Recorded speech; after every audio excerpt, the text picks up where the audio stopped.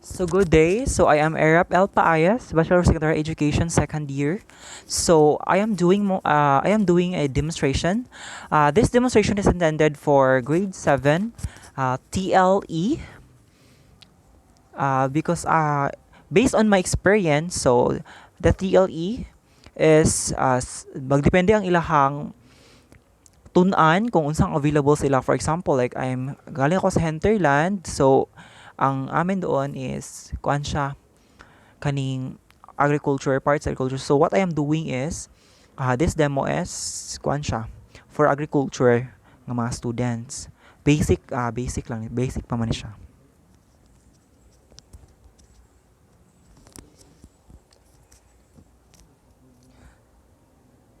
So good morning class. Lahinay lagi. Good morning. Okay, very good. So today uh, before kita mag-start sa ato ang kuan lesson, we must have a quick lang siya. Quick activity. Are you ready? Yes, very good. So first, at this game, the students need to fill the missing blanks of the letters, which will be showing by the facilitator, especially me. Divide the class into two groups, and each group must have one representative to answer the following in the board. The first representative that will be finished will get the first point. So are you ready? Hello, are you ready? Okay, very good. So let's start the game. So first question is, it is an implement used to cut or lift and turn over the soil, especially in preparing a seed bed. Once again, it is an implement used to cut, lift, and turn over the soil, especially in preparing. Timer starts now. 5, 4, 3, 2, 1. Answers up. Group 1, Kaya. Pro. Mali. Group 2, Gem. Plow. Very good. Correct. So group 2 is correct. 1 point for them. The answer is plow. So let's proceed to another last question. The practice of agriculture or aquaculture. This is 1, 2, 3, 4. Time's up. Answers up. Okay. Nauna yung group 2. Farming, correct. So group 2 got the correct answer. So it's farming. So yeah, farming ang answer. So unsa niya feel sa activity? What did you feel during the activity? Very good, GM. What? So you feel excited? Yes, of course. Okay, what is the challenges that you have encountered? So miscommunication daw ko no. Okay, very good. Strategies nga gamit niyo GM. Very good. Dapat kid magtinabangan, no? Then, last question. What do you think is the connection of our activity to our topic? So, klaro na, nakita na ganina. So, kani siya, mo ni ang? Okay, very good. This is the topic of farming. Farming atong topic. Our objective for this topic is, first, the student will identify the basic step by the process of farming. Then second, articulate the importance of the farming in this time of pandemic and of course, sa atuang future. So first, what is farming di ay? So, klaro kayo, no? Farming is an act of process of working the ground, planting seeds, and growing edible plants. So, klaro na kaayo. So, it's all about planting. It's all about pagbuhi og mga mananap nga gi-describe sa atuang as part of lifestyle. So, especially kami sa kabukid, so part din na sa among life ang mag-farms, inana na siya. And also, daghan po dili lang po taga bukid ang farm na pa yung mga farm sa city. So we have let's say kana bitong flower shop nga duol sa kuan, di siya flower shop man. Lagi flower shop nga duol sa XU, kanang duol sa Ched na. So dili lang pod sa kuan ang farming. Pwede gyud po na pwede tawag nga urban gardening. So that's considered farming also because you are planting man, you are doing an exact planting nga daily ni mga ginahimo.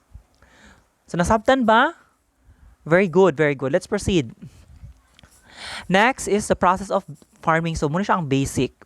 First is plowing to till or dig up and mix and overturn the soil. So kung makita niyo na, so if you can, as you can see, so the farmers are trying to dig the soil so that ang lower portion will be in the upper portion also, because sometimes the best nutrients is on the, yes, sakto, exactly, very good, naa sa ilalom. So atong next. Second is harrowing, kung gitawag og paragos sa Bisaya. So harrowing is to break the soil clods into smaller mass and incorporate plant residue, and leveling the fields initially and preparing begins for your last harvest. This is ang harvest, no? Sa taon is harrowing. So what's the purpose of harrowing? So the main purpose of harrowing, class, is to pulverize the soil. So how to pulverize the soil? That's the harrowing. So, sakto yung po na Jem. Nganong kinahanglan mga mag-harrow kung gikan na nag-plow. So, it is very necessary to harrow the land area, since that we all know the penetration of roots of our plants, at the same time the soil erosion will be easily flow as easy if our land or area is already, yes, it's already tilled up or pulverized.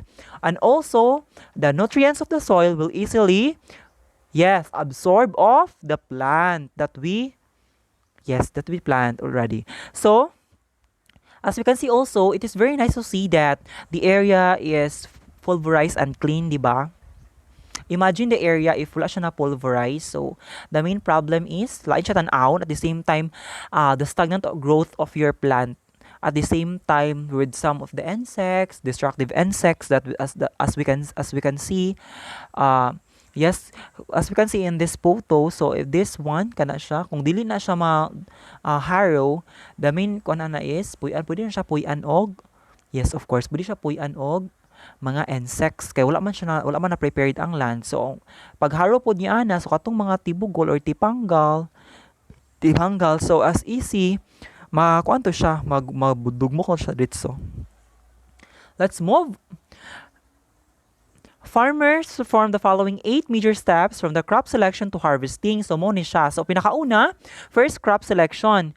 Incorporate the pricing of different crops. For some crops, government releases prices of the crops at the time of seeding, market demand, and sale potential, the crop budget required for the cultivation each crop, the visibility of the crop. So, as we can see, like what written there, what are written there. So, it is very important that we need to select our crops. Yes, because we all know that selecting our crops is not just for selecting it for the sake that we select it. First, we select it because we want that our plant or our vegetables can be easily, easily to be sold or sale, because we all know that there are certain times or season that our plants can be sold, diba? So, or sale. So that's very important also. So we know, it is very important that we know what is the demand today. What is the fruit that demand or the vegetables that demand, diba? So market demand and also the budget. We need to also to consider our budget in crop selection, since that we can't deny the fact that some of the farmers, especially local farmers, cannot afford those let's see mahalon siguro, let's say mahalon nga mga plant inana or mga seeds. And also it's very important because we need to know if our seed is viable or good for our area, because there is certain pH or let's say nasa certain nga humidity nga gina-consider nga klase sa yuta inana. So anyway, we can tackle that in another section. So second is the land preparation. So effects of any diseases from the previous cultivation and steps needed to minimize this impact. Fertilizers needed to be bring land to its normal fertility.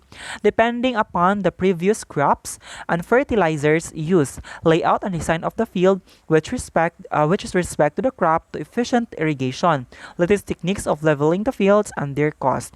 So makita nato nung important kaayo ang pag-land preparation. Since kadina pa lang makontrol na nato ang disease. Yes, because kung dili ta mag-land preparation or dili ta maghawan sa atong area, so ang pinaka major nga problem nato is the pest and disease.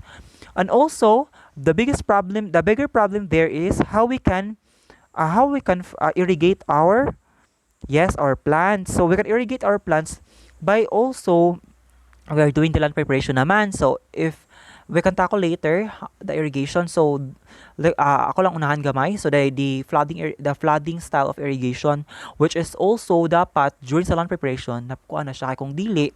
So dako ang problem nimo kay unsa nimo pag flowers imong plants samot nog hektarya na inana. So let's move na. So number 3, seed selection, price and quantity needed per hectare or acre, average yields and sprout to sort into suitability to particular area and climate water requirement, resilience to disease, location of distribution offices to the seeds. So for me, it is very important to select the seeds. Like what I say for the crop selection kanina, that our seeds has a certain certain pH. At the same time, na ay mga seeds nga dili mo tubo sa init nga area. Napoy mga seeds nga di mo tubo sa bugnaw nga area inana. So for example, ang tanom ta diani og lettuce. So kabalo naman ta di ba nga ang lettuce is need siya. The lettuce is need niya ang bugnaw. At the same time, dili po nga grabe ka bugnaw pero ni basta dili siya necessary nga plantada kay sa init or direct in the sunlight because it may affect the growth. At the same time, dali siya madaot. And also po, our seeds plays a very important role since that if dili na viable or dili good atong seeds in the first place, so our harvest or our sugansi siya. Puhon-puhon ko mag-harvest na ka, so gamay na imuhang harvest. Kaya dili man maayo nga seeds imong gitanom. Understood? Yes. Thank you. So, taas ang kamot. Kaya warag katulgo na ang tanan. So, taas ang kamot. Hands up. Hands down. Very good. So, let's proceed to number 4, seed sowing. Appropriate time to sow the seeds is optimal weather conditions, sowing time.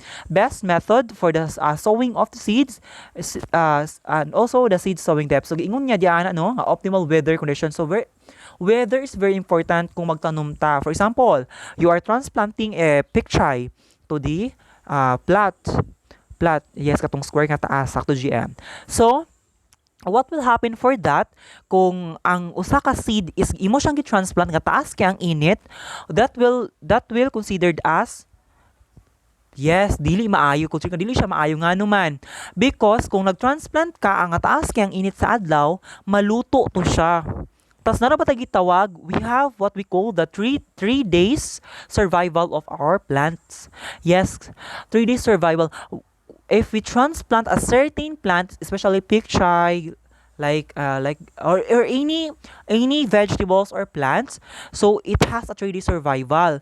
So if we plant it with a direct and very high temperature, it will affect the growth. At the same time, it will have a 50-50% or let's say the 50% ka mabuhi siya, 50% ka dili because of the weather condition. So, unsa di saktong pangutanan nimo kiya. Unsa man day ang best nga day or time nga magpwede ta mag-transplant. So, akong ma-recommend is dapat siguro hapon.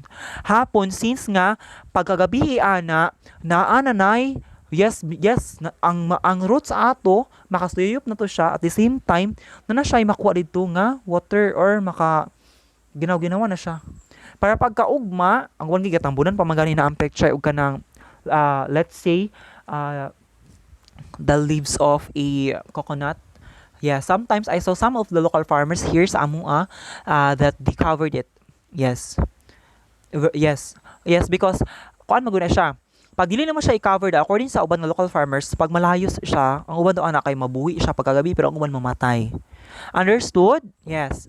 I also before ko malimot sa ang depth tanan seeds na siya kalawmon nga dapat sundon. So before mo magtanong dapat mangutana gid mo or dapat kabalo gid mo kung unsa ang kalawmon para dili mo Yes, dili masayang ang hago. Very good. Number 5 is irrigation. So the critical time to irrigate, amount of water to be given to the plants, frequency of irrigation. So like what I said kanina, kung wala pa ni kung wala ninyo daan gi plano sa land preparation ang inyong irrigation, magka-problem jud mo in watering your plant. Since like this one, this is what we call the flooding style or the canal irrigation. Yes, canal irrigation. Since as we can see that there's a big canal there, at the same time there is a little bit canal. I think this measurement is a yes, 1 meter. At the same time, this one is a 0.5 meter also. Yes, based on my experience also, because I am a agricrop NC2 holder, at the same time NC2 swine production holder and organic agriculture also holder of NC2. So I already know that this little canal is measured of 0.5 meter. This big one, this is I think 1 meter. Yes, that's why in ano pa lang, in land preparation pa lang, you need to consider already your irrigation. Do you understand? Yes, very good. Let's proceed. The crop growth. So as you can see, this is me together with my team. This is Ken. So what we're doing is the ISA or the agro ecosystem and analysis. We need to measure the plant growth. At the same time, we need to look at the diseases and the pests of our plant. Since that those pests and diseases, we all know that those are destructive, diba? We also have a good insects that what we call the good insects, which is the spider, which is captures some of the bad insects, diba? So as what you can see in the picture, yes, we're measuring it because we want to know if there's a big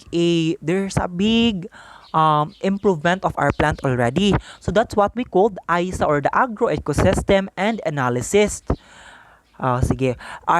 Klaro na ba to katong crop growth nganong i-monitor siya? Yes, para mabuo na to kung unsa yang growth. At the same time kung pwede na ba siya kanus siya pwede mo fruit inana. Do you understand, class? Hands up. Hands down. Very good. So let's proceed. Next is a fertilizing. So this one is yes, interventions needed to maintain an infected for growth. So we all know that fertilizers plays a very important role of our planting vegetables and fruits, or even the flowers, like what we can see in the picture. So yeah, so what are the basic elements of the that plants needed? So there's what we call the NPK or the nitrogen, phosphorus, and potassium, which is very important and very essential of a certain plant. So for example, what is the purpose of nitrogen? So the purpose of nitrogen is intended for those leafy vegetables, like for example like pechay, like kangkong, like those one. And also, what is the purpose of lastly, what is the purpose of phosphorus? And no, potassium. So potassium, for example, you have a cucumber there in your house. Yes, GM, you have a cucumber. So very important that you need to put it a potassium. Yes, potassium, because sometimes we notice that some of the cucumber are bitter or pait siya. Yes, because for me, kulang na siya sa nutrients. Kulang siya sa phosphorus. Yes, that's according to the study also. Kaya ang phosphorus makaduwang gid siya, makapanamis gid na siya. Yes. So, let's proceed na. Basta kayong fertilizer mo itong timaan mo, so kita og macro elements, which is the NPK, the nitrogen, phosphorus, and potassium. Those are the 3 basic and very important elements of the plant. Nitrogen para sa mga leafy vegetables and also sa pag-growth sa tanom, sa ilang mga dahon, kanong green na sila na sa nitrogen. Phosphorus pa ito magpatamis nila. So, let's proceed. Next is harvesting. So, that's my friend Maiden and Claudine. They have they are doing the harvesting of our very own sitaw in our school, since that we are an agriculture school here in Cagayan at San Simon National High School. That place is San Simon National High School. So proper time and method for harvesting. So this is very important, no, because we all know that harvesting is dili lang nga gisar nga nangunod siya pitasan na nimo. That's why we conduct at the same time we have an agro ecosystem analysis, so that we can know that kanusa ta mo harvest, at the same time kung kanusa nato siya dapat nga Very good. Karon sa to siya nga dapat i-harvest yun ngano. Nganong kuan, nganong dapat yuta mag agroecosystem analysis. Also know that makitaan pod nato atong plant di ba kung unsay mga diseases and pests nga nagikapit sa ilaha so that we can treat them with sa una kay nami gitawag nga kanang ba itong mga organic fertilizer like oriental herb nutrients which mapabugaw sa mga bad insects. We also have the fermented plant juice. Don't worry because I will teach you guys unsa na siya paghimo. O puhon po na. Dito sa karon sa magkon discuss ka sa ta. So na siya. So yes, asa ibutang ang gipang harvest. So we have what we call the storage barn which is dito na mo ginabutang ang atuang mga harvested nga mga plants. Yes. Yes, natay tawag nga harvesting knife. Naputay harvesting tatay scissor. Pwede pud scissor pang harvest, no? Anana. Yes, sakto nga pangutana na pangutana si Kia. Yes, ang pangutana nimo sakto gid kaayo no. Pwede ba daw nga example like pechay, pwede ba daw nga kanang pechay is if you harvest it today and let's left the 50% of that and let's harvest it tomorrow. For me, it's not advisable. Since that based on our observation, once that you are harvested a pechay in a certain plot, dapat huruton na gid mo siya. Ngano? Pag di mo siya huruton, naay tendency nga attack yun na siya sa mga ulod or pest, di ba? So, let's proceed. Okay na ba? Kuha na, sabtan ba ang harvesting kung asa ibutang, unsay gamiton? Very good. Let's proceed. So mo to siya, no? So, karon nun natin ang gitawag agriculture challenge. Based on 2017 survey sa Department of Agriculture sa Bukidnon ni siya. So, karon daw kuno is, ang mga idada kuno sa itong mga farmers is, na siya sa average ng 60. Yeah, 60. Because, kaya wala dili na interested ang youth nga mag-farm because kapuyo na sila inana daw kuno then sa katong sa Bukidnon pod nga research kuan pagutan nimo daw sila is mo sila nga sila sa papadong farming nga sir dapat if your father is a farmer dapat you don't need to be shamed. Ako di na ko ikaalulog nga farm akong papa pila akong mama di farm na mi coconut bago pa mi nag-harvest og coconut dayon. Ang what's very important, alarming gid kay siya. Why? 60 years old? Yes. 60 years old. Unsaon naman lang atong ang puon-puon be. Yes, ibutang to nga we have a lot of professions nga exist like example teachers, doctors, lawyers inana pero how about kung walay farmer nga magtanom og food? Kinsa may magpakaon ang mga professionals, di ba? Yes, dapat yung ganaa. O dagan po maagi po dagan po sa other country dagan nakwartahan sa farming since nga ang farming dito sa ilaha nasuportahan sa government sa ato medyo less gid ang support promise we also experience that one. Yes, less gid ang support.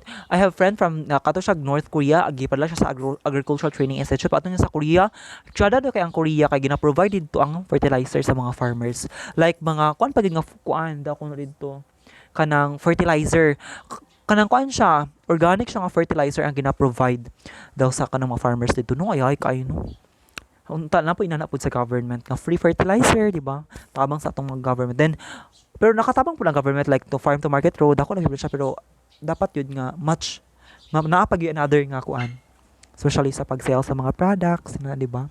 So let's proceed. So akong hagit sa inyo nga guys pwede ta maka-plant man. Ang value ani is pwede tayo maka-plant bisag wa tayo luwag nga area.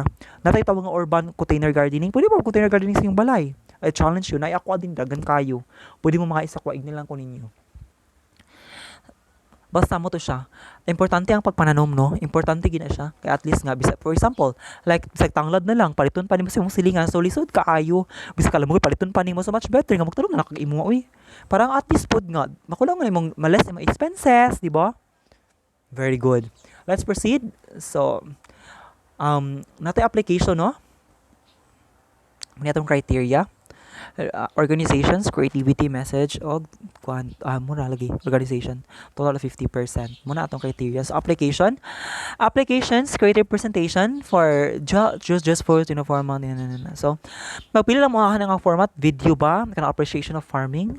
Dapat kanang appreciation of farming dapat naagi kanang giyagi mo kid mo kanang sample nagplant baka magkalagay akong giingon ganyan nag urban gardening mo natanong mo sa inyong mga kuan balay gamit ang mga lata may nana mga balde nga guba sa inyong mama so pwede na siya. Pwede pod slogan or poster. Yes, tagaanta mo og 20 minutes para himuon na siya.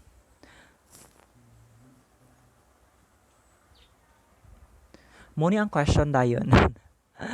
As a youth of our country, what do you think is the importance of farming in this pandemic and for our future? Muna siya ha, ang ato ang kuan. So timer starts now. So okay, human na gyud nadawat na ginawat na ang inyong mga answer. And I saw it, grabe gyud ka tsada no. Hopefully nga naamoy na to andi karon nga adlaw sa ako sa ako nakabalo ano di ko nga nakatuon di day mo karon nga adlaw no. At least nga wala sayang ang pagtabiay diri ni teacher. Like napagaw na siya. Pero sagdi lang, laban lang ta. Laban bisag pandemic. So that would be all for today. Thank you so much. Usa pod din na to maling tanong ang akong giteach kanina, ang value of food security. So, kung wala ni mga farmer wala ni magpakaon sa mga kuan, mga professionals. So that would be all. Thank you so much for listening and God bless. See you in another day.